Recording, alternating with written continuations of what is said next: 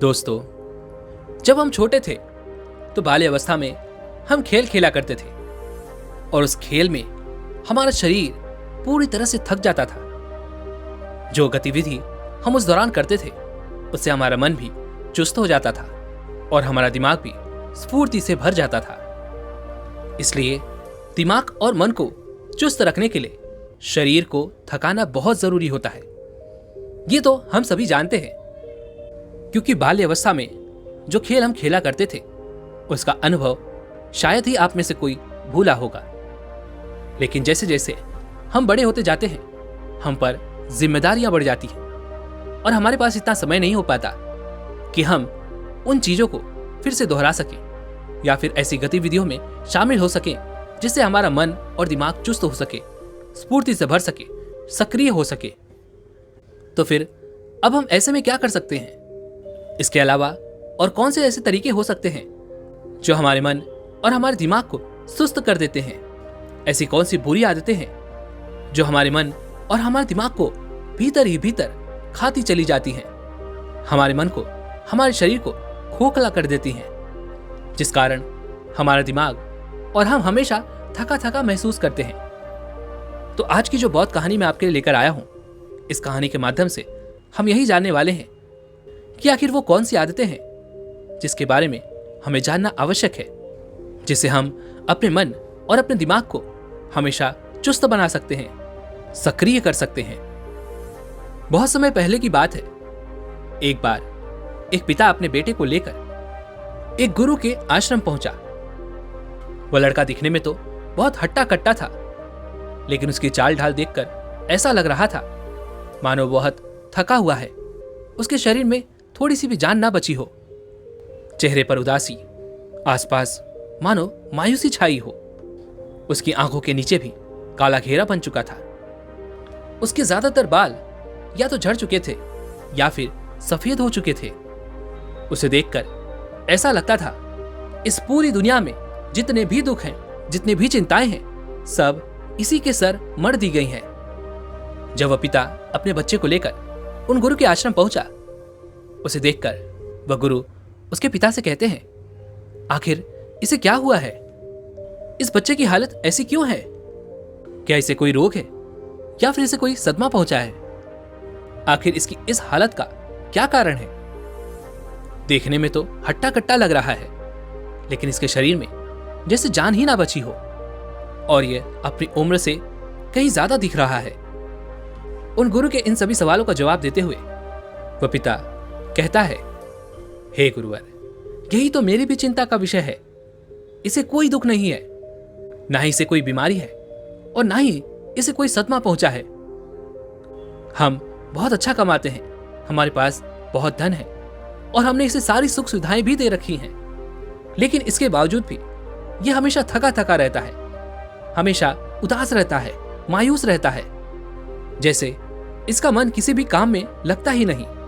हे गुरुवर, यदि ऐसा ही चलता रहा तो ये अपने भविष्य में क्या कर पाएगा? मुझे तो डर है कि इसे कहीं कोई गंभीर बीमारी ना घेर ले। ये हमारा इकलौता पुत्र है और यही चिंता मुझे आपके पास लेकर आई है। कृपया करके मुझे कुछ ऐसा तरीका बताइए जिससे मैं इसका जीवन सुधार सकूं। ये अपने जीवन को खुशी खुशी जीना सीख जाए, अपने जीवन को मस्ती में जीना सीख जाए। मैं और मेरी पत्नी अपने इस बच्चे से बस इतना ही चाहते हैं कि अपने जीवन को खुशी खुशी जिए और हमें इससे कुछ भी नहीं चाहिए। उन गुरु ने उस लड़के को ध्यानपूर्वक देखा, उसका निरीक्षण किया और उसके बाद वह उसके पिता से कहते हैं, इंसान जाने अनजाने में कुछ ऐसी आदतें अपना लेता है जो उसके मन को थका देती हैं, हरा देती हैं, मायूस कर देती हैं, जिस कारण उसका असर उसके शरीर पर भी पड़ता है और इसके बाद वो चाहकर भी अपने किसी भी कार्य को चुस्ती फुर्ती से नहीं कर सकता। फिर वो चाहे कितना भी किसी काम में मन लगाने का प्रयास क्यों न करे, लेकिन वह उस काम में मन नहीं लगा पाता।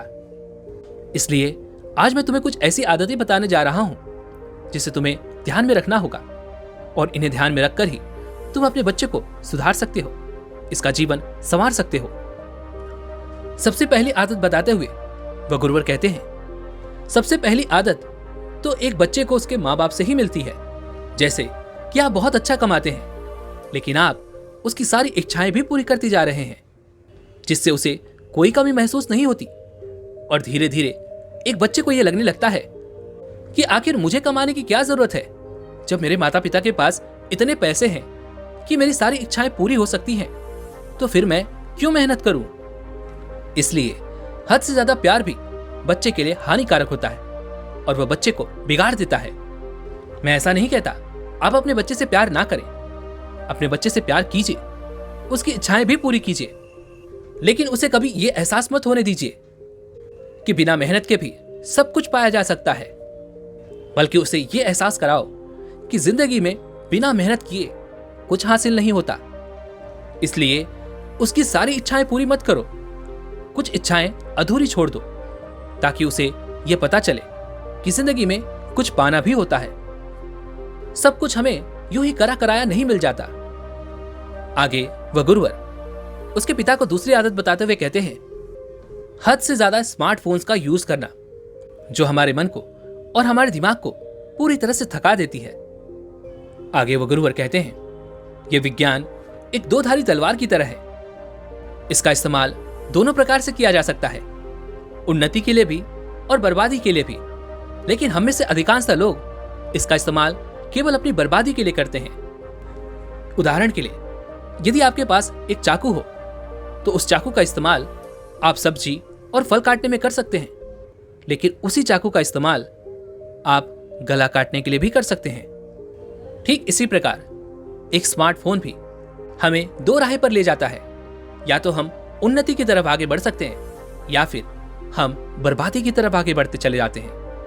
अगर आप इसका इस्तेमाल अपनी उन्नति के लिए करते हैं तो आप उन चीजों पर ध्यान देंगे जिससे आपको ज्ञान मिलता हो, जो आपके काम के इस्तेमाल में आती हो। आप वैसी ही चीजें देखेंगे, समझेंगे और उन्हें अपने जीवन में उतारेंगे। लेकिन हम में से अधिकांश लोग बेफजूल की चीजें देखने में लगे रहते हैं, जिससे उनको कोई लाभ नहीं होने वाला। और देखते ही देखते ये सारी बातें हमारे दिमाग में, हमारे मन में घर करती चली जाती हैं। और एक दिन ऐसा भी आता है जब ये हम पर हावी होने लगती है। कभी आपने एक चीज ध्यान दी है, जब आप अपने स्मार्टफोन को यूज कर रहे होते हैं, क्या आपने उस समय यह ख्याल किया है कि जब भी आप अपना फोन इस्तेमाल करते हैं तो आपको यह पता होता है कि आप क्या देख रहे हैं और आपने क्या देखने के लिए अपने फोन को खोला था? नहीं, जो भी आपके सामने आता चला जाता है आप देखते चले जाते हैं। यही आदत जो हमें स्मार्टफोन की तरफ खींचती चली जाती है, क्योंकि हम अपना समय काटना चाहते हैं और यह समय काटने का एक बहुत अच्छा जरिया बन चुका है। लेकिन साथ ही साथ यह हमारे समय को नष्ट भी कर रहा है और उसके साथ ही साथ हमारे दिमाग और मन में उन जानकारियों का संग्रह कर रहा है जिन्हें हमें नहीं ग्रहण करना चाहिए। और देखते ही देखते हमारा मन, हमारा दिमाग पूरी तरह से इसके वश में हो जाता है और हम चाहकर भी स्मार्टफोन बंद नहीं कर पाते। और देखते ही देखते आपको यह भी एहसास होने लगता है कि अब हमारी आंखें थक चुकी हैं, मन और दिमाग थक चुका है। इसलिए अपने फोन का इस्तेमाल सीमित समय के लिए ही करना चाहिए। यदि आपको मनोरंजन ही करना है तो आप दूसरे विकल्प भी चुन सकते हैं, जैसे कि कोई खेल खेल सकते हैं, शारीरिक गतिविधियां कर सकते हैं, जिससे आपका शरीर और भी चुस्त होगा, जिससे आपका मन फुर्तीला होगा। मैं ऐसा नहीं कहता कि आप अपने फोन का इस्तेमाल ना करें। आप अपने फोन का इस्तेमाल कर सकते हैं, लेकिन उसे कुछ सीखने के लिए करें, कुछ अच्छा करने के लिए करें। आपका मनोरंजन ही आपका समय बर्बाद कर रहा है। क्या आपने कभी इस पर गौर किया है? और इसी प्रकार ये थोड़ा थोड़ा समय जो आप काट रहे हैं, ये एक दिन आपको बहुत खलने लगेगा, क्योंकि यही समय आगे चलकर एक विशाल रूप ले लेगा।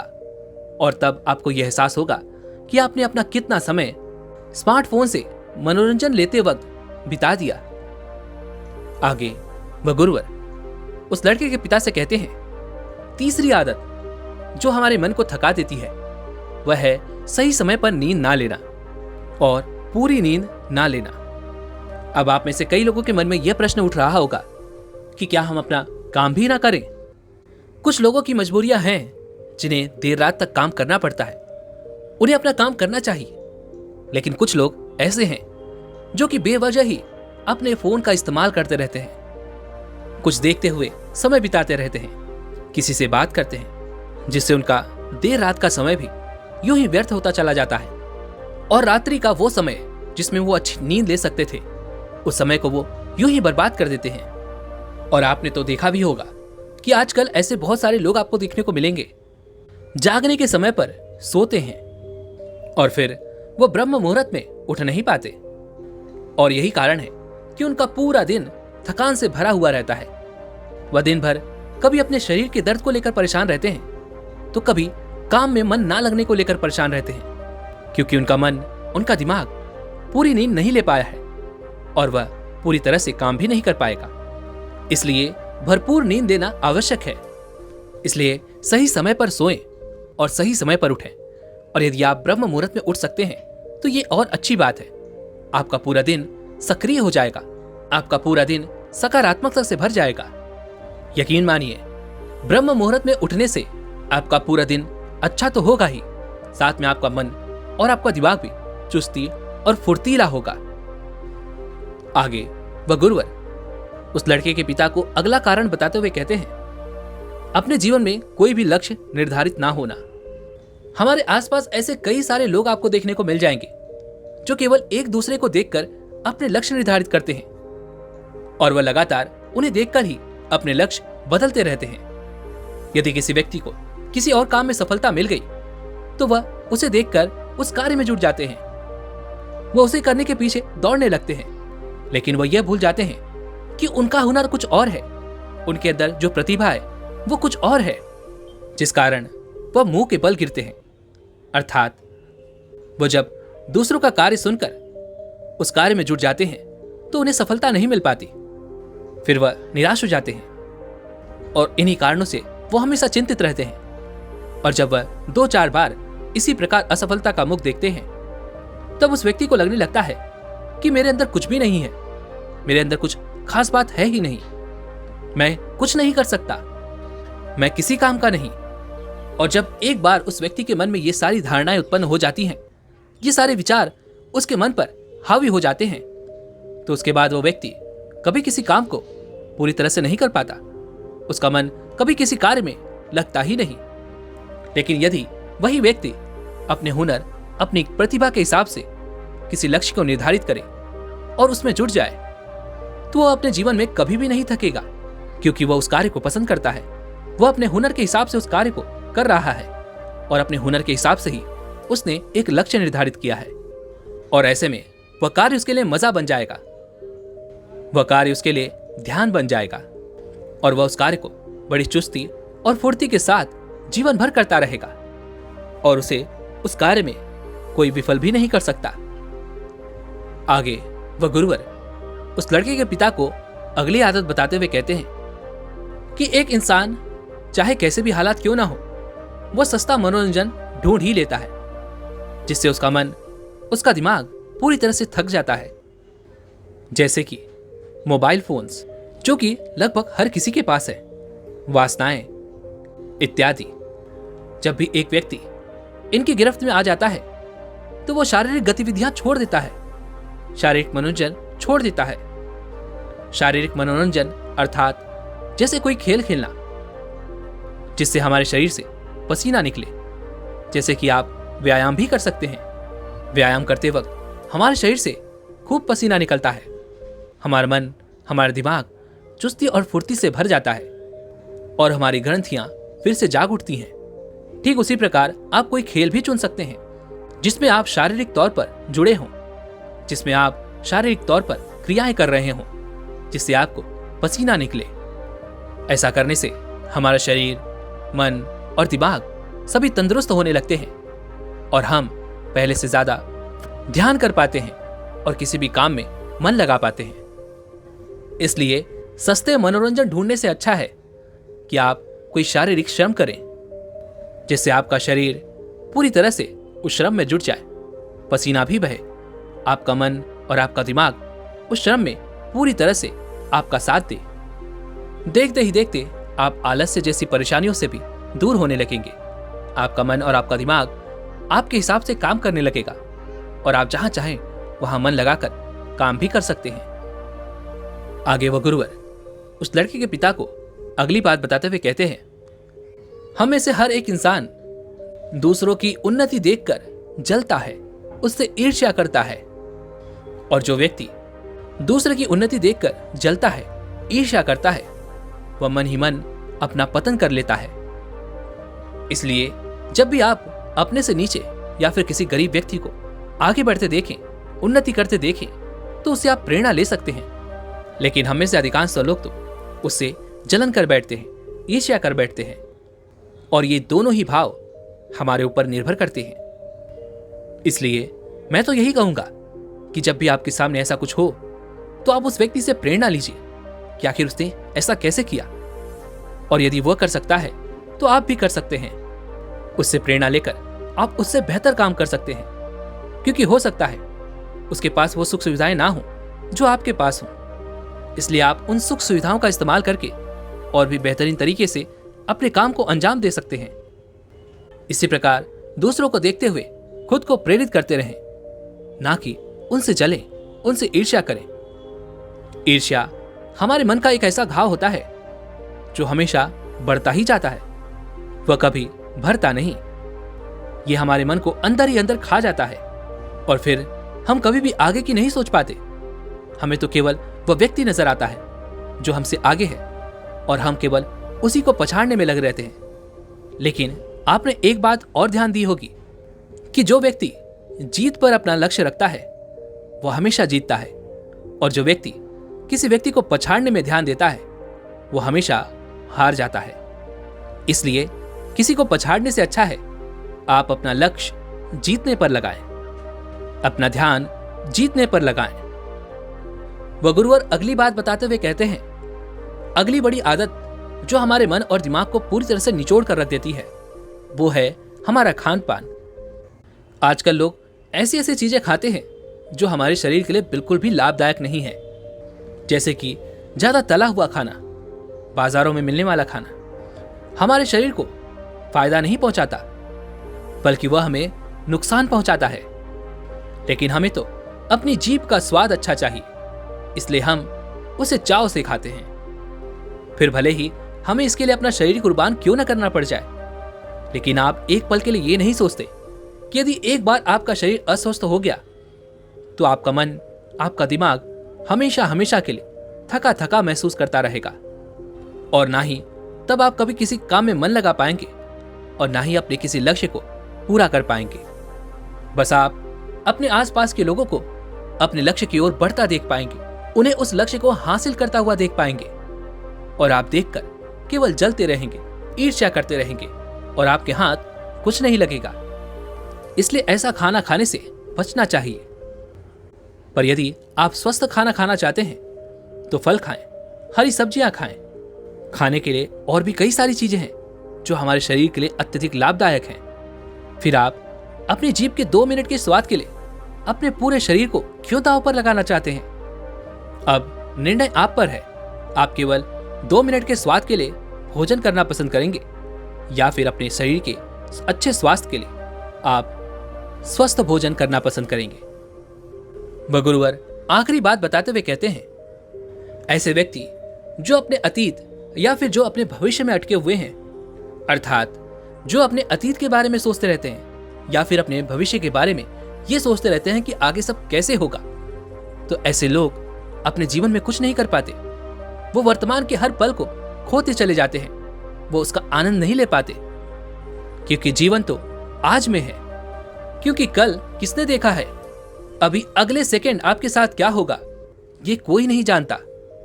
कल को अगर कुछ बुरा हो जाता है, कुछ गलत हो जाता है, तब आप ये नहीं सोचेंगे कि आखिर मेरे साथ ऐसा क्यों हुआ। तब आप उस पल को याद करेंगे जो पल आपने खो दिए हैं, जिसे आपने अपने हाथों बर्बाद कर दिया है। क्योंकि आपकी तो आदत है वर्तमान में या भविष्य में जीने की, इसलिए आप वर्तमान के उन पलों के लिए रोते बैठेंगे जो आपने गंवा दिए। लेकिन भला अब वह फिक्र किस काम की? और हम में से कोई नहीं जानता कि अगले पल क्या होगा। फिर चाहे हम कितनी भी योजनाएं क्यों ना बना लें, चाहे अतीत के बारे में कितना भी क्यों ना सोच लें, हम उसे बदल नहीं सकते। और यही कड़वा सत्य है। और फिर जिस चीज को हम बदल नहीं सकते, उस बारे में सोचकर, उस बारे में विचार करके, उस बारे में अपना समय बर्बाद करके हमें क्या लाभ? उससे अच्छा है जो पल अभी आपको मिला है, जो समय अभी आपके हाथों में है, उसे जीना सीखिए। लेकिन नहीं, हमें तो अपने इस समय को उन चिंताओं में बर्बाद करना है जो कि हमारे जीवन में घटित ही नहीं होने वाले। वर्तमान में जीने का ही नाम जिंदगी है। यदि आप वर्तमान में जीना सीख जाएं, तो आपका मन, आपका दिमाग स्फूर्ति और चुस्ती से भर जाएगा। फिर आप वो दुनिया देख पाएंगे जिसकी आपने कभी कल्पना भी नहीं की होगी।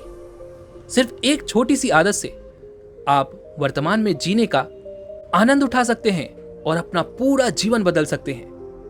और आखिर में उन गुरुवर ने उस नौजवान की तरफ देखा और उससे कहा, बेटा, अभी कुछ नहीं बिगड़ा। अब भी तुम्हारे सामने तुम्हारा पूरा जीवन बचा है। जो बीत गया उसका अफसोस मत करो, वो तुम बदल नहीं सकते। लेकिन आज जो तुम्हारे पास है, जो समय अब भी तुम्हारे पास है, उसमें एक नई सोच पैदा करो, उसे खुशी से जियो। तुम्हारे पास अभी बहुत समय है। तुम चाहो तो अपने भविष्य में एक नई दुनिया बना सकते हो। इसलिए आज से ही अपने इन आदतों पर ध्यान दो, सकारात्मक सोचने पर ध्यान दो, सकारात्मक विचारों पर ध्यान दो। तुम्हारा जीवन कुछ समय में ही सकारात्मक होने लगेगा। हर तरफ तुम्हें सकारात्मकता ही नजर आएगी और तुम्हारा जीवन पूरी तरह से बदलने लगेगा। तुम्हारा मन, तुम्हारा दिमाग चुस्ती और फुर्ती से भर जाएगा। अपने आप पर विश्वास करो, अपने भीतर सकारात्मक विचार, सकारात्मक सोच उत्पन्न करो और फिर देखो तुम्हारा जीवन किस तरह से बदलना शुरू होता है। इतना कहकर वह गुरुवर शांत हो गए और वह पिता भी उन गुरु को प्रणाम करके अपने पुत्र को लेकर वहां से वापस घर लौट जाता है। दोस्तों, उम्मीद है कि आपने आज की इस वीडियो से जरूर कुछ न कुछ सीखा होगा। तो आज की इस वीडियो को लाइक और अपने दोस्तों के साथ शेयर करना ना भूलें और हमें ऐसे ही सपोर्ट करने के लिए चैनल को सब्सक्राइब और घंटी बटन को भी जरूर दबा दें।